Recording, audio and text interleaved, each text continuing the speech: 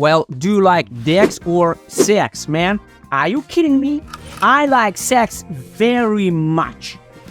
Wait, I'm not talking about sex. I'm talking about CEX. Is there a difference? Yeah, there's a difference, and today we'll try to break it down for you. Buckle up, we're gonna face some headwind. Let's dive in.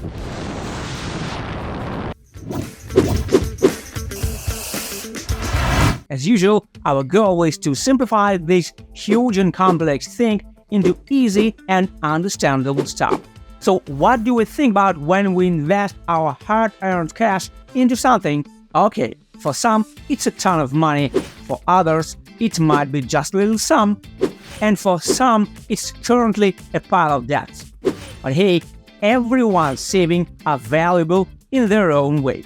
The most important principles of investing have always been and will always be risk, return, diversification, and liquidity. Alright, let's talk about investing using a centralized exchange, also known as CEX. In short, let's talk about CEX. Alright, dude, I'm ready. Let's talk about CEX for now. In the traditional financial sector, all exchanges are centralized, meaning they have a single center that manages all operations. Users on stock exchanges buy and sell securities through brokers, intermediaries between them and the exchange. Cryptocurrency centralized exchanges are like traditional stock exchanges, but unlike them, crypto exchanges don't have brokers. CEX act as intermediaries in trades between users and take on the responsibility of securing transactions. Risks in centralized finance are somewhat reduced by the system itself. Big projects that offer investments are well known, have a strong position, and a good reputation in the market. Information about them is mostly accessible and reliable. The security of your investments is often guaranteed by reputable auditors and insurance companies. Of course, even in this case, nobody can fully protect you from financial losses, because the market is an unpredictable beast. Fucking shit. But CEX players do provide you with a basic level of security. It's like skydiving from 3,000 meters with an instructor. It takes your breath away, the headwind makes it hard to breathe, and there's a risk of crashing to your demise. But your partner ensures the basic safety. In my case, it's a certified tandem master, and when it comes to investing in centralized finance, it's a CEX exchange. Alright, here are the pros and cons of CEX. CEX has no cons, dude. Oh, wait, man. Just listen, okay? So, the obvious pros. Number 1. CEX is simple, convenient, and pretty easy to use for beginners. Oh, yeah. Oh, shut up. You register, deposit funds, and you can start trading cryptocurrencies. No need to deal with the keys, wallet settings, or complicated stuff. Number 2, massive functionality. Small CEX allows crypto-to-crypto trading.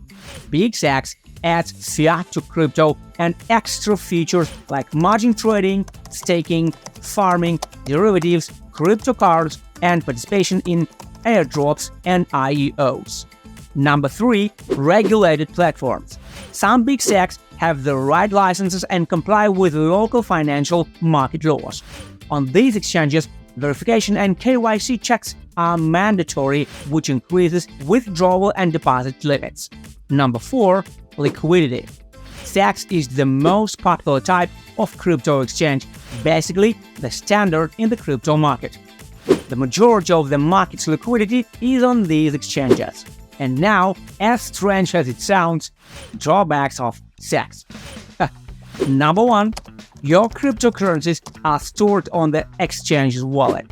Once you transfer your crypto assets to the exchange's wallet, you practically no longer own them. Those coins now belong to the exchange. They can freeze your wallet, take the funds for themselves, or be susceptible to hacking. In the crypto world, this problem is often summed up as not your keys, not your Bitcoin. Number 2, the risk of hacking, personal data theft, and even bankruptcy. CEX can be hacked, and hackers can withdraw users' funds from their wallets. Hacking incidents in the crypto market are quite common. I think you've heard of these poor souls. Rest in peace. Amen. Number 3. Fees for depositing, withdrawing, and transactions. CEX charge fees for each transaction. For example, Binance doesn't charge a fee for deposits. However, users have to pay a fixed fee for every withdrawal to cover transaction costs for withdrawing cryptocurrency from their Binance account. Additionally, fees may apply when depositing fiat funds. These can vary and go up to 5% of the amount depending on the exchange. So it's all about CEX. By the way, there's even a book, not just a song. I found it on the internet while preparing for this episode. But now, let's move on to a more undefined and exciting financial realm, the decentralized one. Alright, when you invest in a DEX exchange or project, things can get way more interesting and mind-blowing. Even pulse racing, it's like a roller coaster ride. Decentralized exchanges, DEX, are platforms that allow users to trade directly with each other without any intermediaries. DEX aim to solve the main issues of centralized platforms. Here, users keep full control over their assets, wallets, keys, and personal data. Moreover, in DEX, there's no centralized authority that can freeze an account or take away a user's funds. But at the same time, nobody but the user is responsible for the safety of their assets. If a user loses access to their wallet, nobody can help them. Oh my god. Oh my god. Where is my private key? Oh man, come on. Trading on DEX happens in two ways.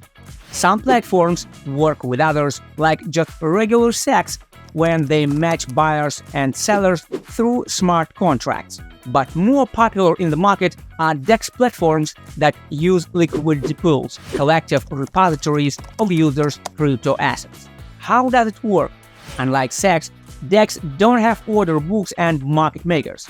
Instead, liquidity is provided by these liquidity pools. They work like automated market makers, meaning they exchange assets without the involvement of market makers. Simply put, DEX users can swap assets directly from their liquidity pool without waiting for the buyers or sellers. Each asset pair has its own pool. For example, for BNB and USDC, there's a BNB USDC pool, where users can swap their BNB for USDC and vice versa. What's interesting is that the final exchange rate is determined by an algorithm based on the asset ratio in the pool. When coins are bought, the price goes up, and when sold, it goes down. As a result, users can even earn from providing liquidity through yield farming and lending to other users. These liquidity providers get a share of the fees paid by traders of the DEX governance token. It's worth nothing that since DEX is essentially just a decentralized protocol, regulating such trading platforms is simply impossible. Okay, here is the advantages of DEX. Number 1, users store their cryptocurrencies in their own wallets, not on the exchange's wallet. This reduces the risk of losing funds in case of a hack. Number 2, no need for verification and KYC checks. You can maintain anonymity. Number 3, variety of cryptocurrencies. DEX can list any asset, so users can buy many cryptocurrencies that might not be available on CEX. And drawbacks of DEX. Number 1, limited functionality. Services like margin trading and complex orders, take profit, stop loss, are usually unavailable. Number 2, no fiat crypto trading pairs. Number 3, DEX mostly operate on one blockchain like Ethereum, Binance Smart Chain, Solana, and Avalanche. So you can only trade assets issued on that specific blockchain and support smart contracts.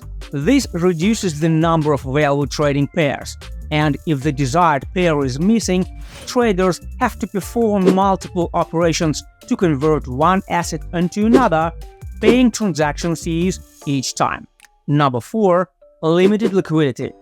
DEX has significantly less liquidity compared to centralized counterparts. This is a key drawback of DEX. Number 5. Some DEX are geared towards experienced crypto users. They have a complicated interface, lack customer support and educational materials, and require knowledge of complex trading tools like liquidity pools. Number 6. Frequent slippage. Slippage is the difference between the expected price of a trade and the actual executed price. The reason for this is low liquidity, high volatility, and large trades that strongly influence asset price on DEX. And number 7, no regulation. No one is held accountable for emerging problems. By the way, projects in the decentralized financial system also try to make a big splash and get noticed in the market, but not everyone succeeds. Speaking of which, our project has been in the market for almost a year and has gained support from the top media outlets like Forbes, Bloomberg, and Yahoo Finance, and others. Even the industry-leading CEX platforms like Binance have featured our project multiple times. And now, we've launched a new project called FOMO Range, where every user has a chance to increase their deposit by 52% per month with compound interest. What? So what were you waiting for?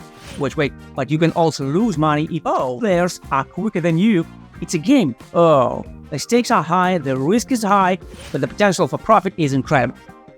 Oh, dude, you got me all worked up with your spells. It's not spells, man. It's terms. Anyway, give me those 2 chicks back. Infinite incantatum. No problem. Ridiculous. Oh, come on!